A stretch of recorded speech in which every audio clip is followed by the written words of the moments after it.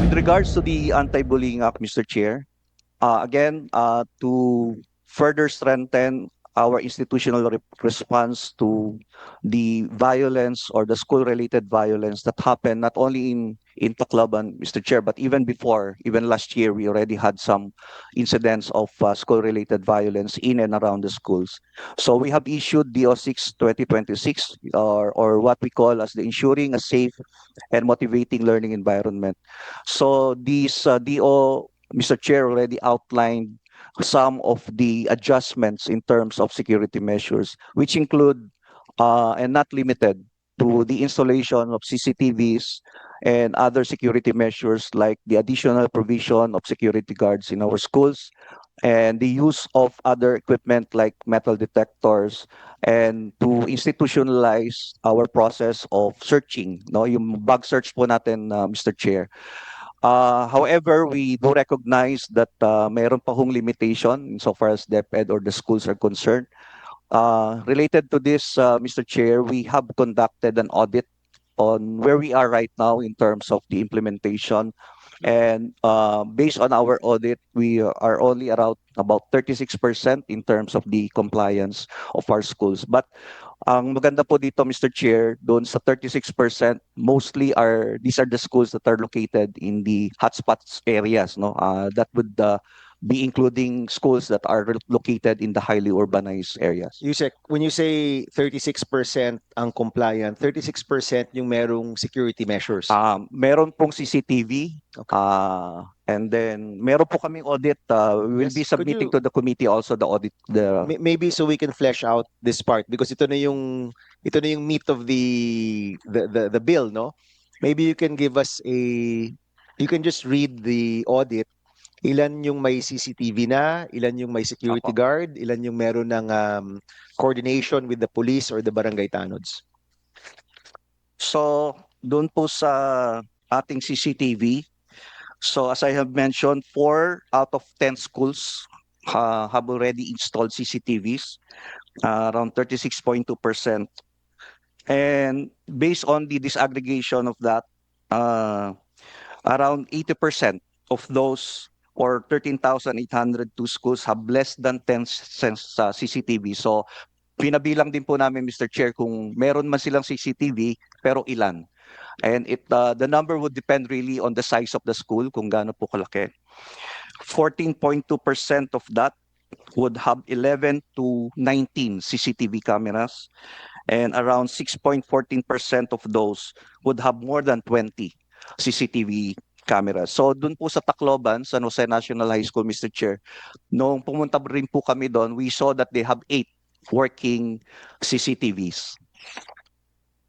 In terms of the metal detectors, based on our audit, 1 of 10 schools would have metal detectors. Although in NCR, meron na ho tayong nakita mga schools na hindi ho metal detector but it's a walk-through detector. Para ho kasi the challenge of DepEd, Mr. Chair, Senate President, yung malalaking schools po natin kung metal detector and coupled with bug search, talagang may queuing po talaga. So that's one of the challenges ng ating po mga big schools talaga because talagang pipila po yung bata sa labas.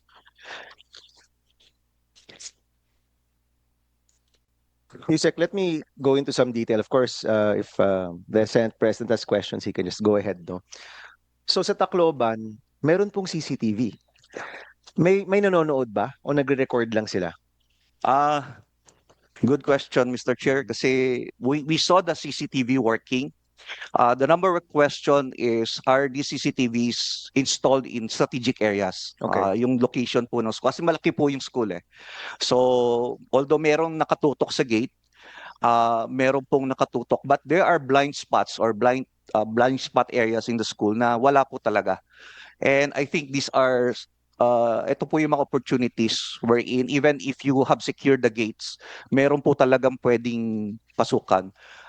Second, would that it's really, I think, purely recording because Exactly. the monitor is placed inside the school principal's office. So wala na rin ho sigurong time yung principal na panoorin yung CCTV on a daily basis because sa dami po ng trabaho. So that's also one thing that we would like to strengthen. That it's not only the recording, but there should be a review of the CCTV Or and analysis. watching, actually Yes, watching, di sir. ba? Yes, sir. Kasi kumbaga kung yung mga CCTV nandyan para mag-record, that's to, address bullying complaints later on or Mhm. security complaints later on. But ang importansya ng CCTV in the case of the Tacloban incident was nung nangyayari na, pwedeng madirect Yes, sir. yung teachers or security personnel to really go to Yes, the sir. or to get the security personnel to really go to the areas where the shooters were, no? So um in the School Safety Act or in your DO, let's try to really flesh it out na hindi lang yung presensya ng CCTV Mhm.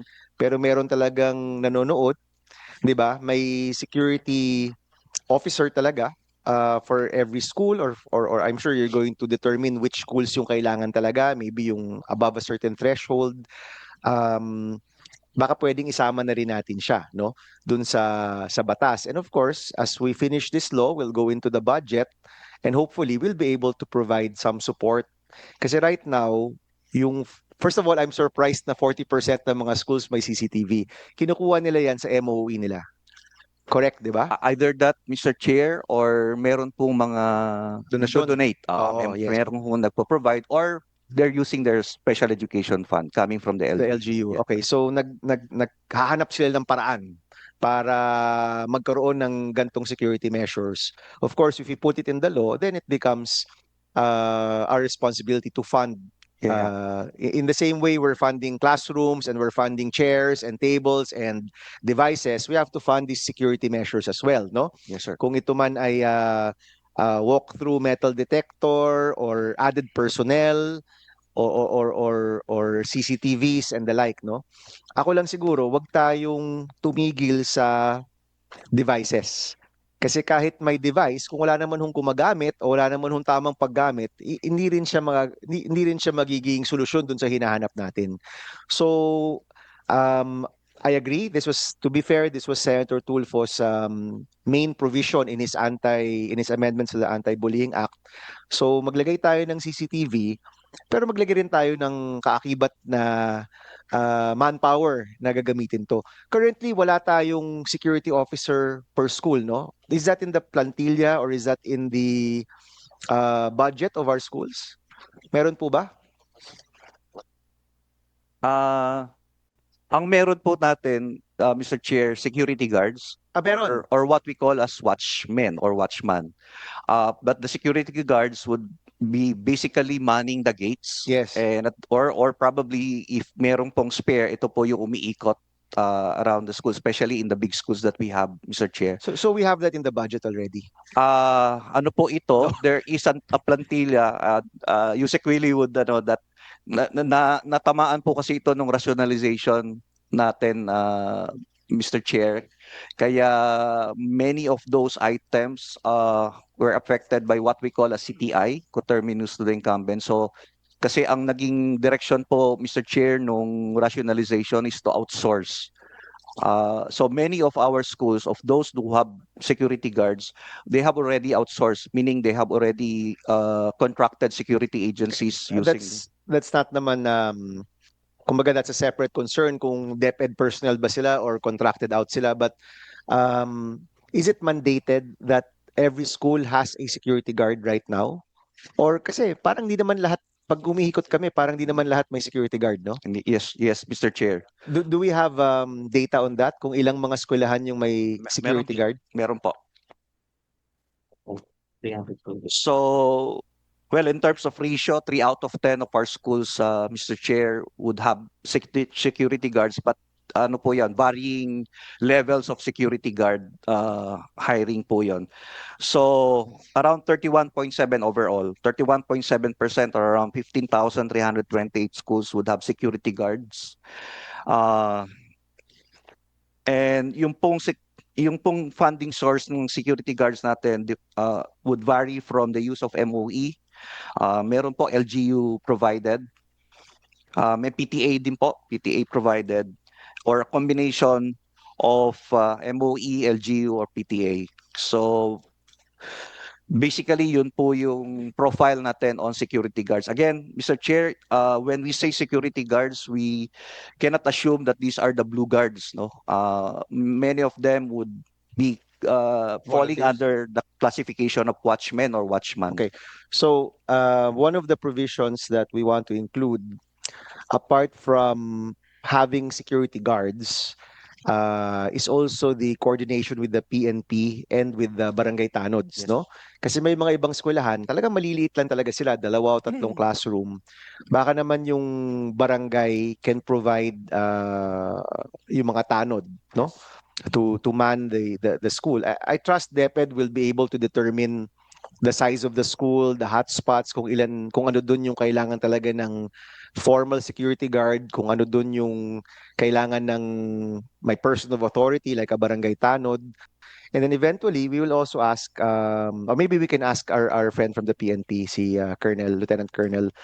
Right now ho ba, nagpapatrol ba yung mga, kasama ba sa patrol ng mga pulis yung mga eskwelahan? O hindi ho sila kasama? Yes, sir, kasama po they are included in the conduct of patrolling of the members of the Philippine National Police to ensure that the learners are safe in their respective schools, sir. Pag nagpapatrol po, bumababa po sila at umiikot sa eskwelahan or dumadaan lang sa yung sasakyan o yung motorsiklo? Yes, sir, sumasama po sila. Actually, they are joining the activities in the school like the conduct of the flag raising, sir. So ano po yan? Kung may eskwelahan, so di ba ho, ang PNP naman, nasa lahat yan ng lugar sa ating bansa. Yes, sir. You're saying for sure na ang mga eskwelahan, ang mga DepEd schools at least, kasama yan sa patrol. All of the DepEd schools, Yes, kasama sir. po yan sa patrol ng mga kapulisan po natin. Yes, sir. And then when they pass by the school, they go down, umiikot rin sila. So ano po 'yan? Mga once a week na pupuntahan or every day na pupuntahan? Ano po ba yung kadalasan na napupuntahan po ng kapulisan yung ating mga eskwelahan?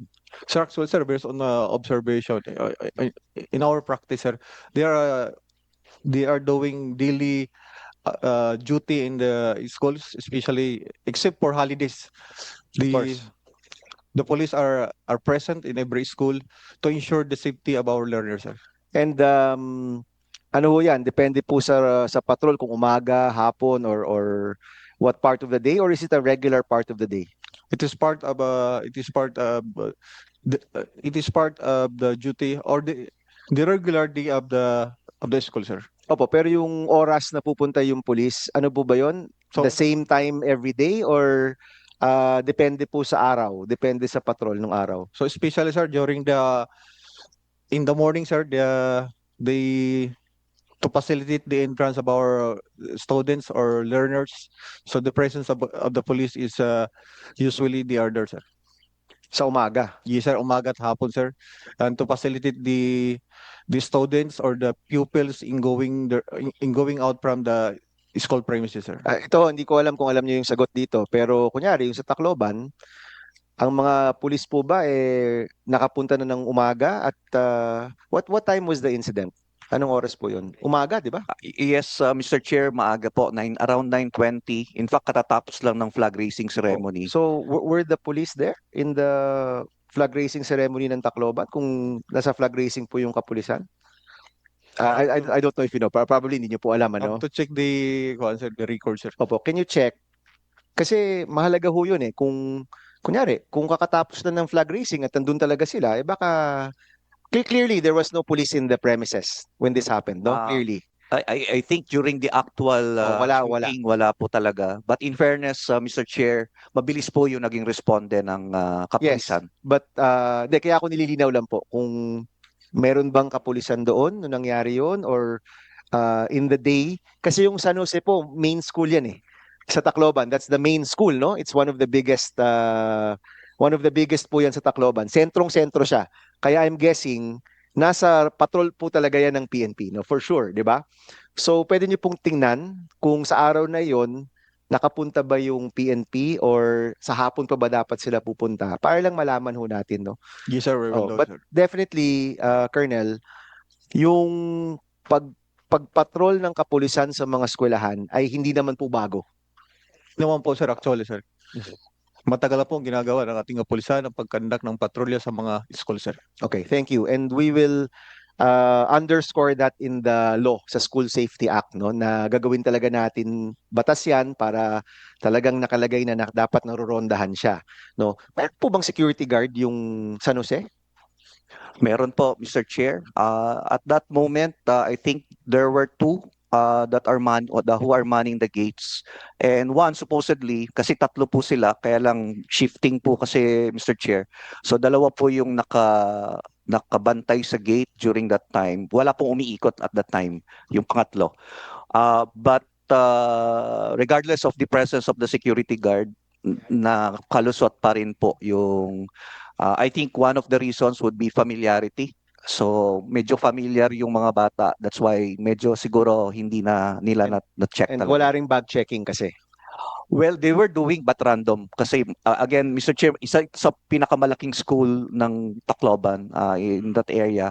So pag-queuing po talaga pag inisa-isa talaga nila. So moving forward, yung San Jose kasi, kumbaga one of the main schools yan in Tacloban, you would probably fund a metal detector na walkable kasi libo-libo yung mga bata Yes, dyan. yes, Mr. Chair. Not only in Tacloban, of course, but in many of the schools that are in the highly urbanized areas. Yes. And then in other areas na mas malilit yung eskwelahan, baka yung handheld na lang, Yeah, yung handheld security po guard, no? can do. Oo. And I trust that you will have the standards to determine what type of schools will necessitate what type of resources. Yes, Mr. Chair, we can have that typology. Baka maganda rin sigurong pag-usapan ano yung ratio ng estudyante sa security personnel. Yes, that's one of the questions that we ask of the PNP. Kasi meron po silang ratio in terms of citizen, but we would like to also solicit from PNP magkaroon po ng parameter on the ratio of security guard based on the population. May sagot ko yun doon, Colonel. Kung ano po bang ratio ng police to citizens? Sir, we have 1:500 ideally, sir. Ideally. Yes, sir. Kung, of course, kasi malawak naman po yung coverage ng PNP. Pero pagdating po sa mga eskwelahan, may recommendation po ba kayo na ratio ng security personnel to number of students or number of individuals? So as of the moment, sir, we don't have a recommendation with regard to the ratio of student and police in a school premises, sir. Oh, but kung maaari nyo pong mahabol po yun sa amin, habang ginagawa po namin yung mga provision, baka maganda pong malagay rin ho namin yung Yes, sir. recommendation po ninyo. Yes, sir. Okay, sige po. Let's continue. So, I think many of these we've already tackled in the past, no? But here, yung bago dito is really the provision of security personnel and CCTV and metal detectors, no? Correct, Yusek? Yes, Mr. Chair, but if we may add also, isa ho sa tinignan namin ngayon because again of the Tacloban experience natin, yung perimeter fence. So right now, wala pong specific budget dedicated for fencing. Based on the inventory that we did, Mr. Chair, 7 out of 10 schools have fences. Pero iba-iba ho yung Klase ng tsura. fence. May bamboo, Ah, may fence o barbed wire, may mga kahoy-kahoy. So hindi po talaga ideal for security. In fact, even in the Tacloban, nagamit po ito, no? Nagamit na opportunity na mababa yung bakod. So natalon. I think going out to nakatakas. escape. To To escape. escape, opo. Mhm. So ito po yung isang bagay probably that we would be asking the support of the legislation kung paano ho talaga makapag-provide tayo ng perimeter fences natin. Because that would already be a deterrence, Mr. Chair, for external elements. Isang pasok, isang labas, di ba? So, Many of the kung schools, may gagawin kang masama, kung may fence, alam mo na isa rin lang yung yes, Mr. exit mo, no? Okay, sige.